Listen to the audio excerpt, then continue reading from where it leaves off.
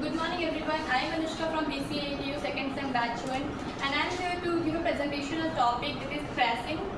So in the initial degree of multi-programming up to point lambda, CPU utilization and throughput of the system is very high.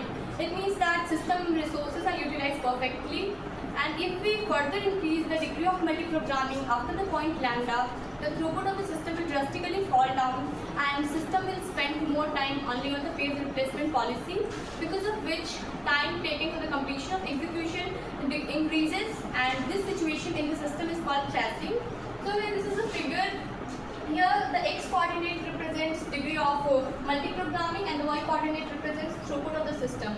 So here the throughput of the system increases, and when it reaches to the point lambda, so as the throughput of the system reaches to point lambda, the degree of multi-programming drastically fall down. Here if the number of free frames available is 400 and the number of process that is accommodated is 100, so in this case each process gets 4 frames, and if the number of process is equal to the number of frames, so in this case every process gets single frame. And there are various causes of tracing. The first one is degree of multi-programming is very high, and the second one is because of the lack of frames in physical address space. As there are few ways by which we can recover from tracing.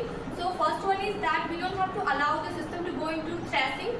If it goes into the tracing, we have to instruct long-term scheduler to not to allow the system to go into tracing, and if it has already gone, we have to instruct MTS to suspend some of the process by which we can recover from tracing.